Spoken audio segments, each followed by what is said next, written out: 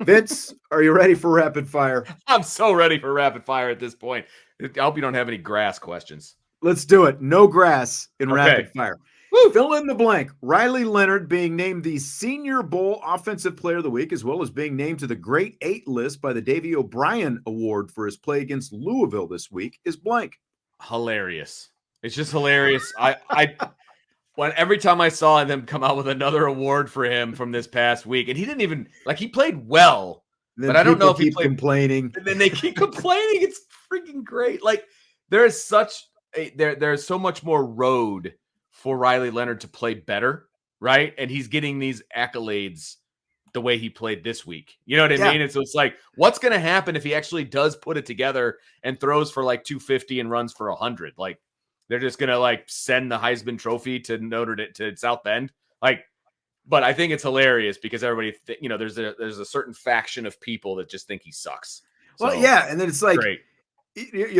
To me, it's a great sign that the offense actually is going in the right direction because, it's weird because kind of what you were talking about. It's it seems like his play against Louisville did swing some people, but really the last couple of days, we've been getting a lot more pushback on him, just a lot of discord around him, but based on the last day or so, it's just daggers coming his way and stuff like that. But, you go back and it's you look at that Louisville game, not including the end of the first half and the end of the game, they had the ball 11 times. They scored 4 touchdowns and kicked a field goal out of 11 times they had the ball, so it's a pretty good percentage. And when you look at where the offense actually has come in the last 3 weeks, this goes back to Purdue. They've gone from number 110 to number 50 in scoring in the past 3 weeks in the nation. And their pass efficiency has also jumped from number 130 to number 99. Now, is there still room for improvement? Of course there is, but it's incrementally getting better, which, I don't know how much you can ask for at this point. He completed 68% of his passes, 3 touchdown passes in the last 2 games. And oh, by the way, he's also scored 7 touchdowns this season, and he's still 4th in the nation in terms of quarterbacks, rushing offense. The Navy quarterback and the Army quarterback are 2 of the guys ahead of him. And as we've said, all that stuff counts. So hilarious is probably the right answer. That's a good one, Vince. I couldn't help it. So Leonard currently has 374 rushing yards, which is 1 more yard than Jeremiyah Love's 373. Which of those 2 is going to have more rushing yards at the end of the season? Oh, it's going to be Jeremiyah Love. It's got to be, right? I mean, at least I hope it is. I hope it is. The Jeremiyah Love should have more rushing yards. I was actually surprised at that stat when I saw it originally. That's crazy to me. But Jeremiyah Love has to, right? Right? What's the other crazy thing is Leonard also has only 2 more carries right now than Love. So we've talked about, Love is only getting around, 10, 11 carries a game and that kind of thing. I mean, they are right there neck and neck right now. Riley Leonard, 59 carries, 374 yards. Jeremiyah Love, 57 carries, 373 yards. And now part of that, of course, part of Leonard's carries are, he has been sacked again, just a handful of times, so that's actually taken away from his yardage, but that will count against him regardless. I'm going to say, I agree. I think it has to be Jeremiyah Love because it just seems like over the long haul, you would expect that that's going to happen. But as of right now, they're basically splitting almost exact same carries and almost, again, 1 yard separates the 2 of them. But I would just think that over the course of an entire season, Jeremiyah Love's going to overtake him. I would hope so. But I guess you never know. I know. So Notre Dame and NBC, of course, determine the home game kickoff times before the season starts for all Notre Dame home games. And then they stick with those kickoff times all season long. They never change them. But we know when the Irish go on the road, the other TV networks have the 2-week window to determine their game time. So my question is, would you want Notre Dame and NBC to wait to announce the game times like ESPN and ABC does, so like maybe Louisville would have ended up a primetime game or, whatever it happens to be. Like, would you want them to wait into that 2-week window to announce their game times, or do you just like them doing it at the start of the season and then sticking with it? Because I am a type A planner, I like having the times set. You need to know. I need to know. I need to know because of all of my other gigs and stuff that I do, like, and this is a Vince problem, right? But like I have supervision things I have to do for the high school. And so they have a lot of stuff on Saturdays, obviously. And so we were just talking about it today, Sean. This is a perfect example. So 2 weeks from now, when Notre Dame plays Georgia Tech in Atlanta, we don't know what time that game is. And Penn is hosting like soccer regionals, volleyball sectionals, like all these different things. What's Vince's day going to look like? And they're like, when can you be here? And I'm like, I don't know. It's like, so I need to know these things, man. So I would much rather have it planned out. That's where I'm at. I like just having it laid out in advance as well, because it is, a pain, when we have to, right. And I think and even from NBC standpoint, now that they've got the Big Ten deal, it's like you would be juggling all kinds of games around if you waited into that 2-week window to be announcing that. But like ESPN and ABC still have to deal with it as well. And I think the other thing that I kind of wonder is like, because Notre Dame is so unique, like it's not a state school, so you don't have people just driving and like you do still let people have driving an hour, 2 hours away or whatever. But you have people literally flying in from all over the country for most Notre Dame home games, and I think, on a greater percentage than like Alabama or Georgia, whoever it happens to be. So I think that having a fixed game time from that perspective has to be pretty important as well. So it's like, we booked our tickets at the start of the season, and now instead of a 3:30 game, it's going to be an 8:30 game, or vice versa. When you're making your flight plans and all that different kind of stuff, both in and out. It's good to know. I'm telling you, it's good to know. So NFL Commissioner Roger Goodell, he was on Good Morning Football on the NFL Network yesterday.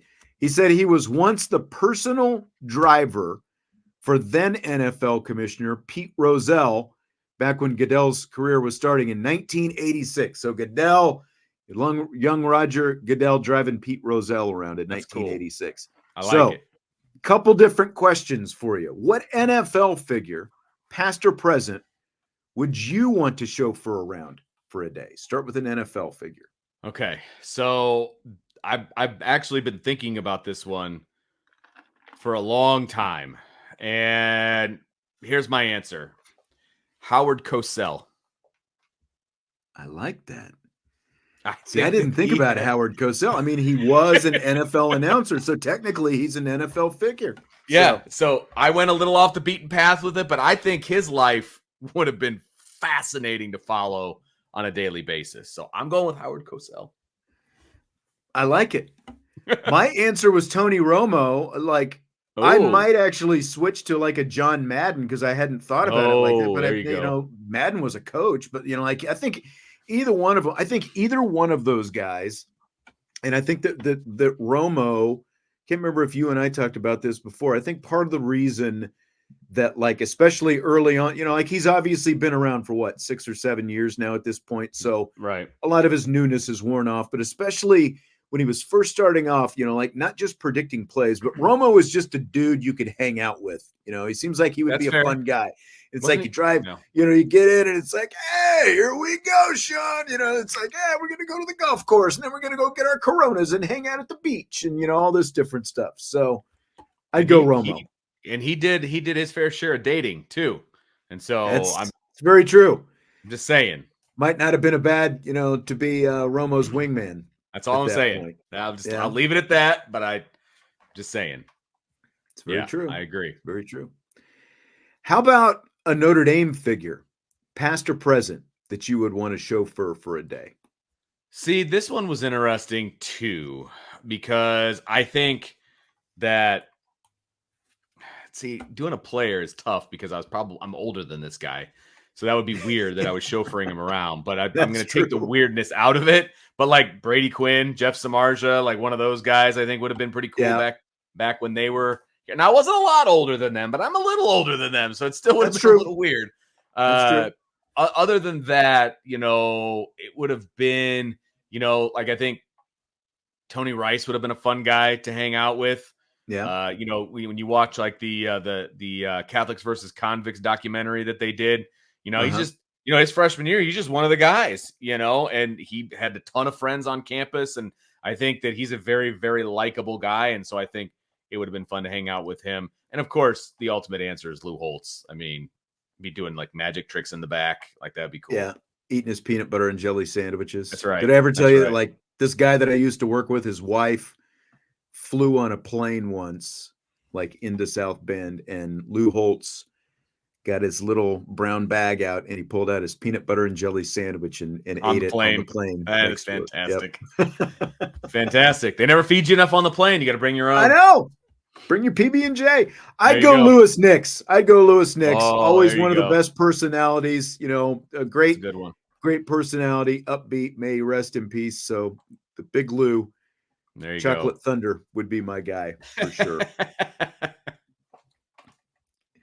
Fill in the blank. Army and Navy are tied for the American Conference lead right now, and it's blank that they could end up playing each other in their conference championship game 1 week before they meet in the actual Army-Navy game. I think that's wild. And I hope it happens. I hope it happens. Look, I can never get enough of Army-Navy, and I think that would be a fun game to watch twice. I'd be okay with that. And right now, both teams are playing out of their minds. They're playing really, really well. They're playing really good football. And so I'm all for it. I mean, again, you can't get enough Army-Navy. So I say bring it on. And I don't know where they play the American Conference Championship at, but I think they need to upgrade it to an NFL stadium. They do it twice.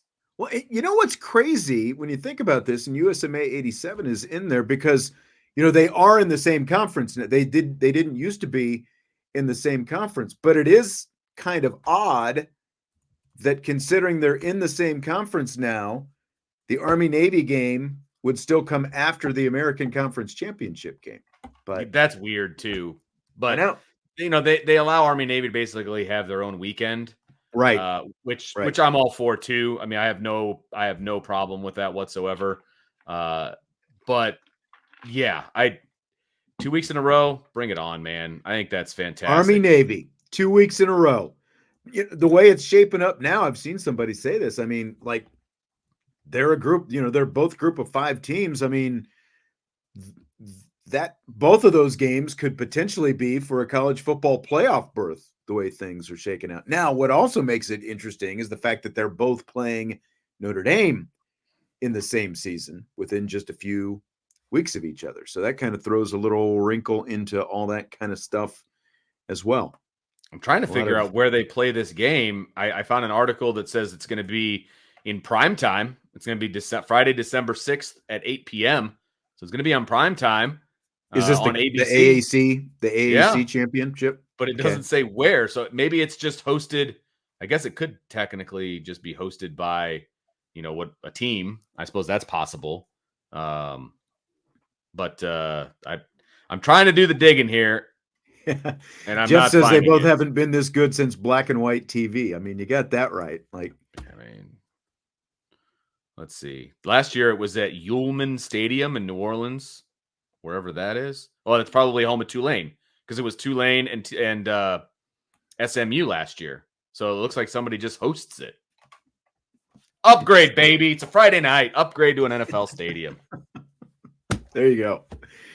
All right, New York Yankees radio announcer John Sterling retired earlier this season. You may have remembered he started the season calling the games, and then he decided he was going to retire. And they had a big ceremony. They gave him a big screen TV and all kinds of stuff at Yankee Stadium. But now the Yankees are in the playoffs, and they brought Sterling out of retirement to call postseason games. Do you buy or sell this move? I'm on the fence about this one. I initially was like, buy it. He's a treasure, let him call it, whatever. But I kind of want to sell it because I feel bad for the guy who's been calling the games all season and now he doesn't get to do it. Yeah. They bought you a big screen for a reason. You get to watch the playoffs from the comfort of your own home. That's exactly it. And it's like, are they going to do this every year? I mean, the Yankees are in the playoffs every year. Like, like I realize he's been around. He's called a lot of playoff games, Sure. but you're absolutely right. He retired, and then other guys took this job. They were doing it, and now Sterling just gets to come back and basically grab all the glory. So I've got to sell it. I don't like it at all. I hope this doesn't become like an annual thing. I mean, are they going to drag him out of retirement every year? Because that's messed up. That's messed up. I know. So I wanted to end on a bit of a somber note here. Someone that I knew very well. He played baseball for Notre Dame for Paul Mainieri and for Dave Schrag. Recruited by Paul Mainieri. When Paul went to LSU, he ended up playing, I think it was the last year or 2 years of his Notre Dame career at Notre Dame. And then he actually went and joined Paul Mainieri's staff at LSU and was part of the staff when Paul and the Tigers won the national championship in 2009. But Ross Brzowski passed away earlier today after a long battle with cancer. He had, I think it was like stomach cancer and intestines, and it was just really bad. We were fortunate when Jesse and our old friend Pete LaFleur, who used to work in the Notre Dame sports information staff, when we went to the College World Series to cover Notre Dame 2 years ago, Ross was part of a group of a lot of former Notre Dame players who was out there. And we got to, to visit with him and that kind of thing. But Ross's wife announced this afternoon that Ross passed away. I mean, and the guy just, like, I would see photos of him on social media, and like he's got 2 little girls, and he would like go out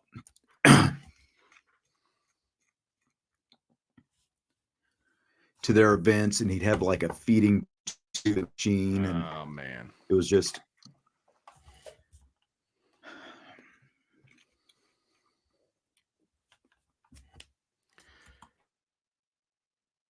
take your time, Sean.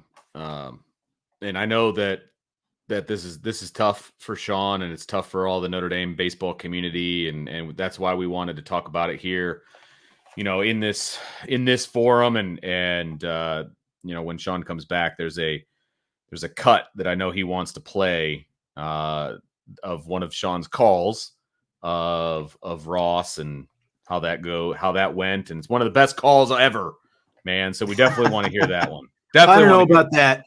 But I do want to. I need to get back in the frame of mind. Like, this was, like, obviously getting to call Notre Dame going to the College World Series in 2002, as far as Notre Dame baseball, was the greatest, 2 weekends of my career doing that, between, the Super Regional and then them being in Omaha. But then a few years later, 2005, I think Ross was a freshman, and they were playing St. John's. They had won 16 games in a row. They had a 16-game winning streak. This is getting, I think it's like middle of April. And they're down by a run going into the bottom of the 9th inning with a 16-game win streak on the line. The leadoff batter, the catcher, Sean Gaston, had just walked, and Ross Brzowski came up to the plate. Brezovsky in a bunt situation, a sacrifice situation, with the tying run at first base for Notre Dame and nobody out here in the 9th inning. Paul Mainieri calls Ross over, and now the bunt has been something Ross has had some problems with this year. He does have 3 sacrifices, but we saw Cody pop that bunt up last inning, and Ross has done that a few times this year. Armento from the stretch, third baseman playing up. Brezovsky takes a fastball away. 1-0. Maybe that's what Paul was telling him. Be thinking bunt, but make sure it's a strike, and just make him throw you something. Obviously, he just got done walking Gaston. Ross taking. It was a breaking ball called strike on the inside corner, 1-1. Gaston at first with Notre Dame trailing 5-4 in the bottom of the ninth. Brezovsky at the plate, 1-1. He swings and he lines it to right center field. That one gets back and into the gap. Here comes Sean Gaston, heading for third. Sean Gaston rounding third. He's heading for home. Brezovsky heading for third base, and Ross is in there with an RBI triple. The Irish tie the ball game, and they've got the winning run at third base. What a drive by Ross Brzowski. It is Ross's second triple of the season, and in a sacrifice situation, a 1-1 count, Brezovsky kills one to right center field, and now the winning run is at third, and the infield is in for St. John's, and Alex Nettie is at the plate.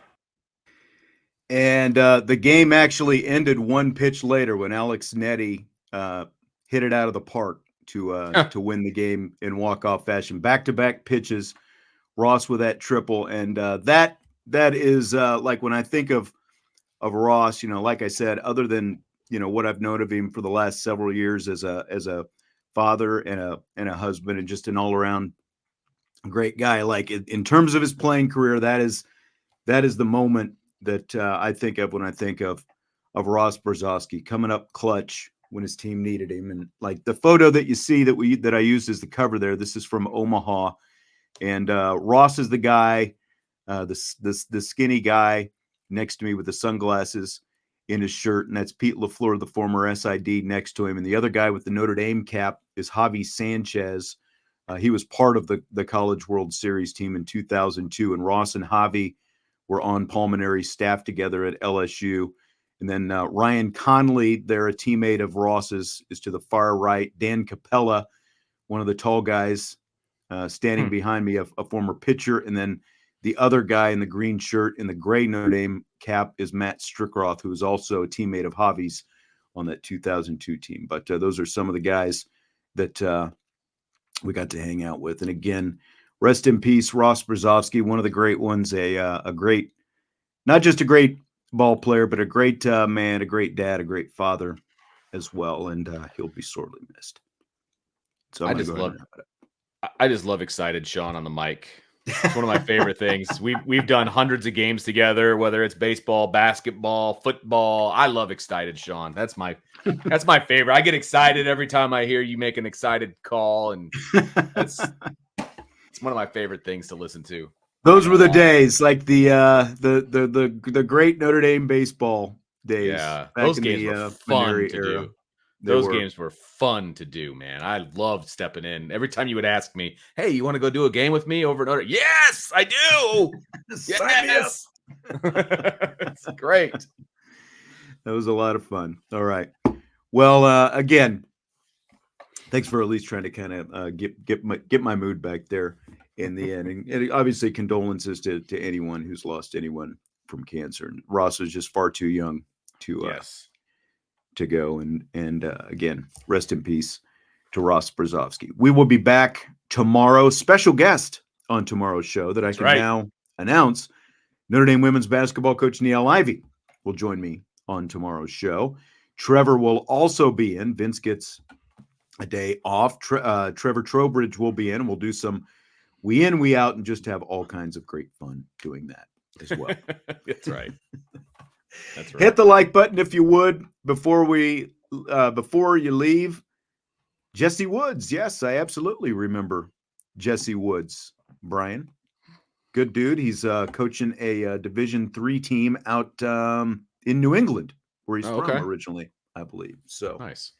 Yep, he was part of Mick Aoki's team, or his coaching staff. Yeah. He and Chuck Cristano were there together. All right. Well, that's going to do it for today. Appreciate you being here, and we will talk to you tomorrow. Again, hit that like button before you leave, and we'll talk to you then on IB Nation Sports Talk.